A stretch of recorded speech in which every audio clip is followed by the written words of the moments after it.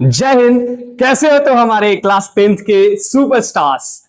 आप सब लोगों का स्वागत है फिर से एक बार अक्षय झा यूट्यूब चैनल में। मैं आपका सोशल स्टडीज टीचर फिर से एक बार फेडरलिज्म का नेक्स्ट टॉपिक लेकर के आप लोगों के बीच आ चुका हूं। मुझे पता है पहला वाला वीडियो लेंथ में थोड़ा बड़ा हो गया था, इस वीडियो को मैं थोड़ा छोटा रखने का कोशिश करूंगा। और आप यकीन मानो ये जो टॉपिक है what makes India a federal country, बहुत मजेदार टॉपिक है। आइए वीडियो शुरू करते हैं। तो जैसा कि आपने देखा है कि आज का जो हमारा टॉपिक है what makes India a federal country, इसमें सबसे पहले हम लोग ये जानेंगे कि इंडिया जो है उसे फेडरल कंट्री क्यों कहा जाता है। इसमें हम ये भी जानने का कोशिश करेंगे कि यूनियन लिस्ट क्या होता है, स्टेट लिस्ट क्या होता है। अच्छा, एजुकेशन को कॉन्करेंट लिस्ट में क्यों रखा गया, एग्रीकल्चर को स्टेट लिस्ट में क्यों रखा गया, इन सब के पीछे कारण क्या है। इस टॉपिक में हम जम्मू कश्मीर का चर्चा करेंगे, धारा 370 का भी चर्चा आएगा। और आपको सबसे मजेदार बात पता है क्या? अच्छा, फेडरलिज्म पढ़ रहे हैं ना, सोच के देखो, क्या इंडिया एक फेडरल कंट्री है? बिल्कुल है सर, इसीलिए तो बुक्स में दिया है। लेकिन क्या आपको पता है इंडियन कॉन्स्टिट्यूशन में इंडिया एक फेडरल कंट्री है, ये कहीं लिखा ही नहीं है।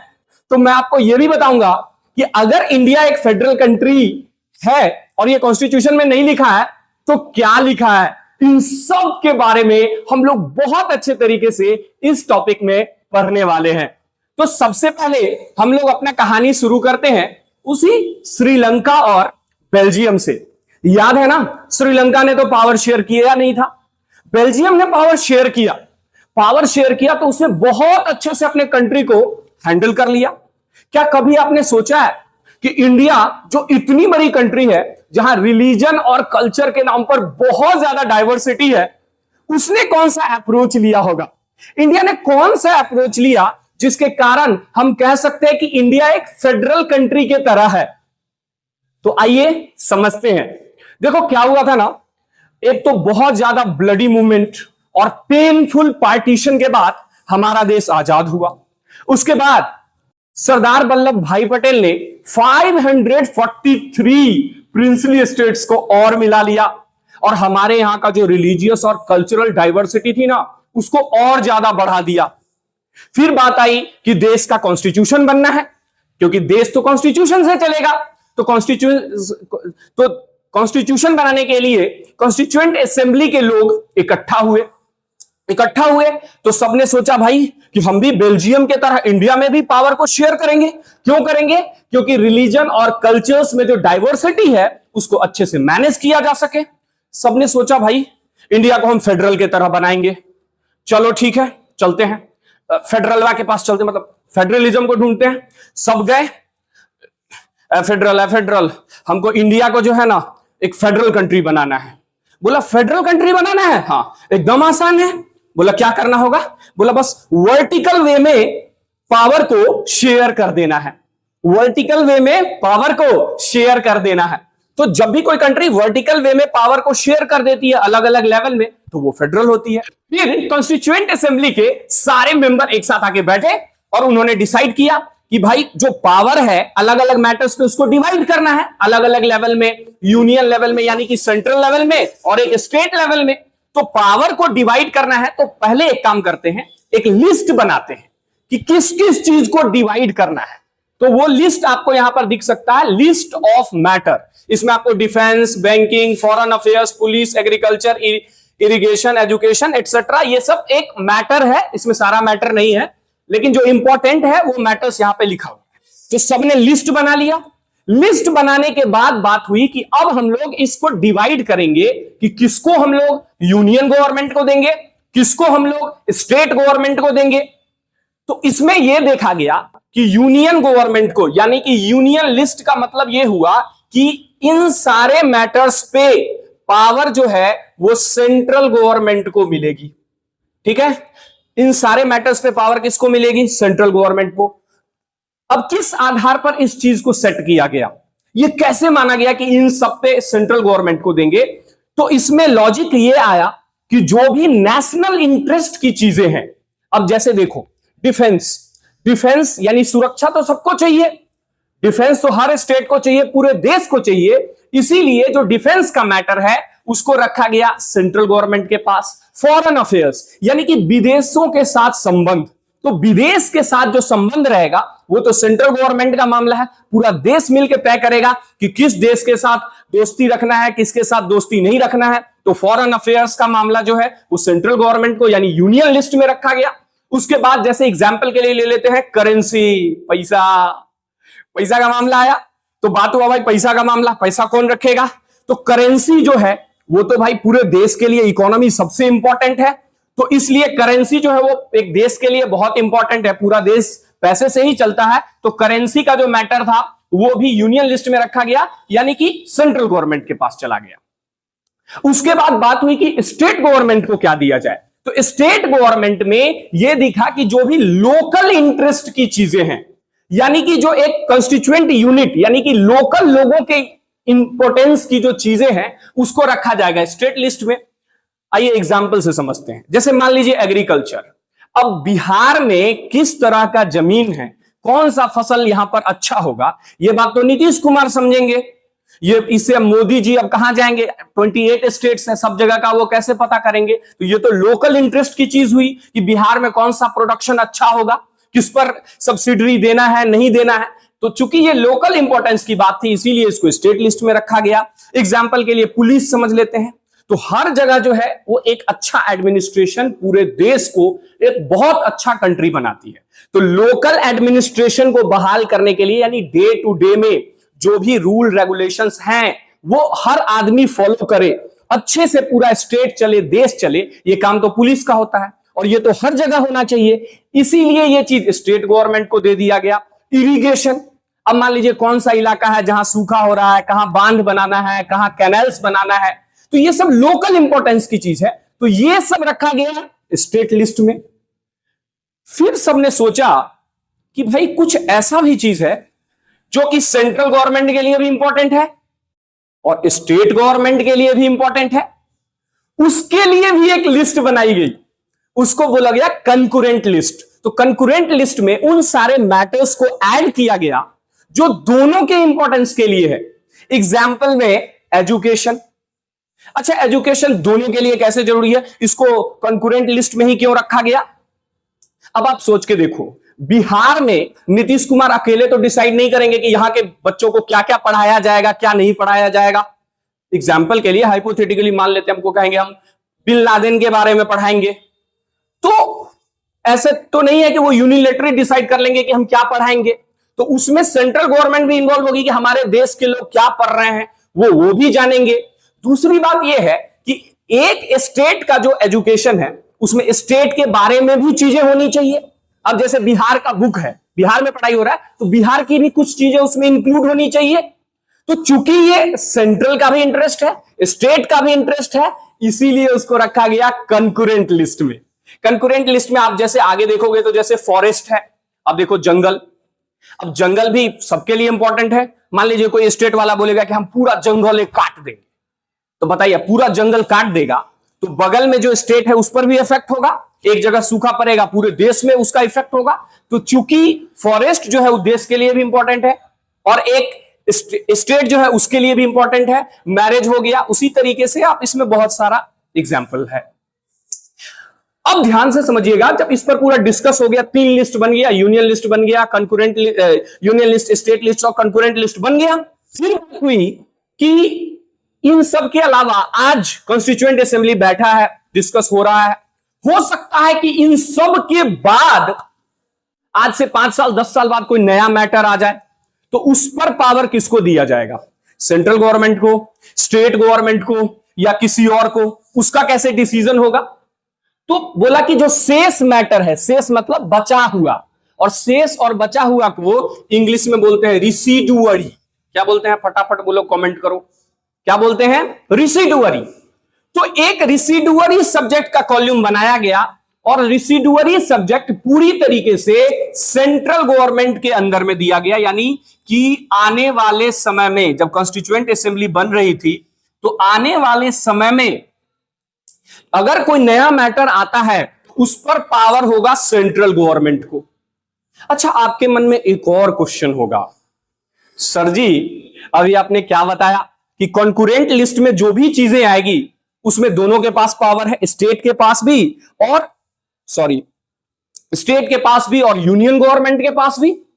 अगर मान लीजिए दोनों में कुछ बात जमी नहीं तो क्या होगा? ऐसे केसेस में जो मेन जो डिसीजन लेने का राइट्स है वो सेंट्रल गवर्नमेंट के पास हो। तो इसको हम लोग क्लियर करने के बाद जो मैटर है वो पूरी तरीके से डिवाइड हो गया, दो लेयर ऑफ गवर्नमेंट में इसको डिवाइड कर दिया गया, इसीलिए इंडिया को फेडरल स्ट्रक्चर का कंट्री माना जाता है।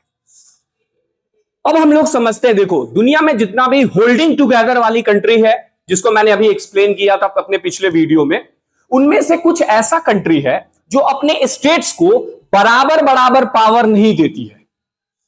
और फेडरलिज्म का एक फीचर्स ये भी कहता है कि जो पावर्स जो डिवाइड होते हैं ना स्टेट्स में, वो बराबर बराबर होना चाहिए। तो चूंकि इंडिया में होल्डिंग टुगेदर में कुछ स्टेट्स के पास ज्यादा पावर है, कुछ स्टेट्स के पास कम पावर है, जैसे जम्मू कश्मीर के पास ज्यादा और लक्षद्वीप के पास कम, जिस पर हम लोग अभी आगे डिस्कस करने वाले हैं। तो फिर उस कंडीशन में अब इंडिया को पूरी तरीके से फेडरल तो कहा नहीं जा सकता है, तो इंडिया के लिए एक टर्म्स आता है क्वासी फेडरल। क्वासी फेडरल का मतलब होता है कि ऑलमोस्ट, पूरा फेडरल नहीं है, ऑलमोस्ट है। और जब इंडिया का कॉन्स्टिट्यूशन लिखा गया तो बात हुआ कि भाई हम पूरा बराबर बराबर पावर तो डिवाइड कर नहीं रहे हैं, तो फिर इंडियन कॉन्स्टिट्यूशन में हम कैसे लिखें कि इंडिया एक फेडरल कंट्री है? तो ऐसे सिचुएशंस में यह डिसीजन लिया गया कि इंडिया में बहुत सारे स्टेट्स हैं, तो सारे स्टेट को मिला करके एक ग्रुप, और ग्रुप को इंग्लिश में कहते हैं यूनियन। और इसीलिए इंडिया का जो कॉन्स्टिट्यूशन है उसमें इंडिया को फेडरल कंट्री नहीं बोला गया है, बल्कि इंडिया को बोला गया है यूनियन ऑफ स्टेट। जैसे मैंने आपको होल्डिंग टुगेदर में बताया था कि कुछ ऐसे स्टेट्स होते हैं जिनके पास कुछ ज्यादा पावर होता है और कुछ ऐसे स्टेट्स होते हैं जिनके पास थोड़ा कम पावर होता है। एग्जाम्पल के लिए जम्मू कश्मीर को समझते हैं। इंडिया में जम्मू कश्मीर एक ऐसा स्टेट है जिसके पास बाकी स्टेट से ज्यादा पावर है। कैसे? आपको पता है, उनका अपना कॉन्स्टिट्यूशन है। जम्मू कश्मीर का अपना एक कॉन्स्टिट्यूशन है, उनका अपना फ्लैग है। इंडिया के कॉन्स्टिट्यूशंस का सारा प्रोविजन जम्मू कश्मीर पे लागू नहीं होता है, वही लागू होगा जो कि जम्मू कश्मीर के कॉन्स्टिट्यूशन में मेंशन्ड है।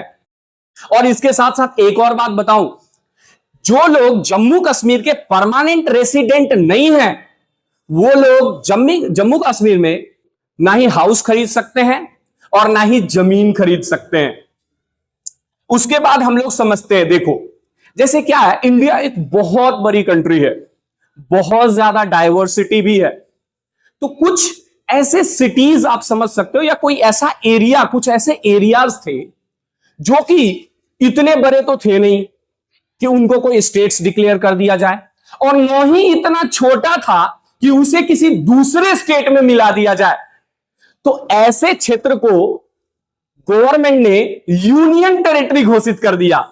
यूनियन टेरिटरी का मतलब हुआ, यूनियन मतलब सेंट्रल गवर्नमेंट, और उसकी टेरिटरी यानी कि वो हो गया यूनियन टेरिटरी।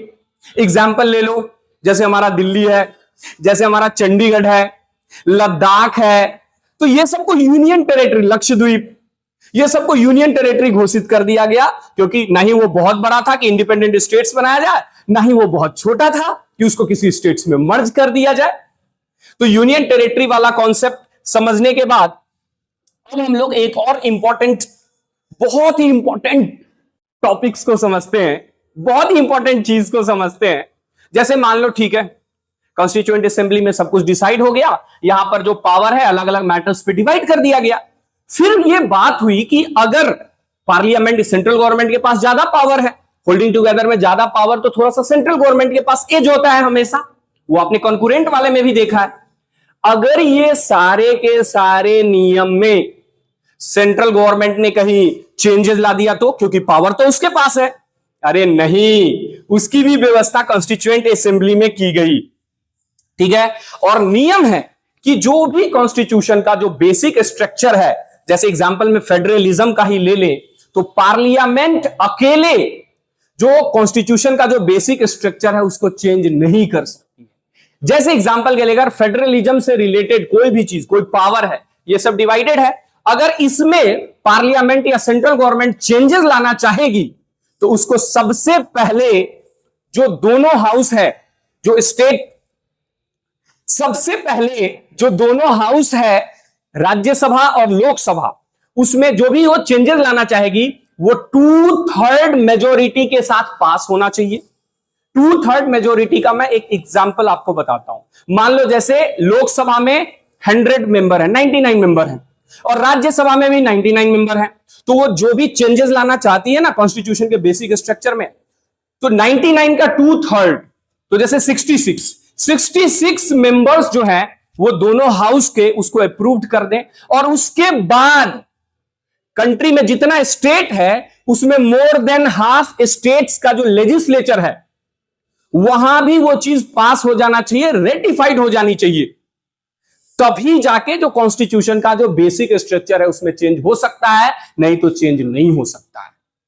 तो हमारा जो कॉन्स्टिट्यूएंट असेंबली बना था ना, उस पर बहुत सोच करके विद्वानों ने बनाया था, ताकि जो है जो हमारा जो देश है उसमें हम डाइवर्सिटी को, रिलीजियस डाइवर्सिटी को अच्छे से मैनेज कर सके। तो उसके बाद फिर याद करो, फेडरलिज्म का एक फीचर्स था कि अगर इन केस, क्योंकि सेंट्रल गवर्नमेंट के पास थोड़ा ज्यादा पावर है, स्टेट गवर्नमेंट और सेंट्रल गवर्नमेंट में कभी तू मैं हो गया तो मतलब अगर थोड़ा बहुत कभी अगर लड़ाई हो गई तो क्या होगा। तो ऐसे केसेस में हमारे यहां सुप्रीम कोर्ट और हाई कोर्ट है, याद है ना, they will act as an umpire, कि अगर कुछ भी मैटर होगा तो सुप्रीम कोर्ट और हाई कोर्ट के पास अपना पावर है, वो जो भी मैटर्स होगा उसको अपने स्तर पे देखेगी। उसके बाद बात हुआ कि भाई देश जो है वो चलता है पैसे से, वो सुना है ना, बाप बड़ा ना भैया, सबसे बड़ा बोलो रुपया। तो यहां पे देश में जो है ना, जो भी पैसा है ना, यानी रिसोर्सेस, उसको क्लियरली डिवाइड किया गया। अब रिसोर्सेज और पैसा कहां से आया, तो गवर्नमेंट जो है ना हम लोगों से टैक्स लेती है, जैसे इनकम टैक्स सेंट्रल गवर्नमेंट वाले लेते हैं, जैसे एग्रीकल्चर टैक्स, तो एग्रीकल्चर टैक्स जो है वो स्टेट वाले लेते हैं, और अभी तो जीएसटी वगैरह भी आ गया है, तो एकदम क्लियरली हो गया कि ये सब टैक्स ऐसे आएगा, इसमें से कुछ हिस्सा स्टेट गवर्नमेंट वाले रखेंगे, कुछ हिस्सा जो है वो सेंट्रल गवर्नमेंट वाले रखेंगे, और इस तरीके से जो पैसा है वो भी डिवाइड हो जाएगा। और इंडिया जो एक फेडरल प्रिंसिपल पर बेस्ड कंट्री है, वो कंट्री बहुत अच्छे से आने वाले फ्यूचर में चल पाएगा। तो इस तरीके से ये जो हमारा टॉपिक था ये पूरी तरह से खत्म हो चुका है। अब आप सबसे एक रिक्वेस्ट है कि आप ना एनसीईआरटी का बुक लो, ये टॉपिक पूरा पढ़ के देखो प्लीज, मैं कह रहा हूं एक बार आप जरूर पढ़ो, और फिर नीचे आके कमेंट करना कि अब आपको क्या, अभी भी इस टॉपिक में कोई दिक्कत है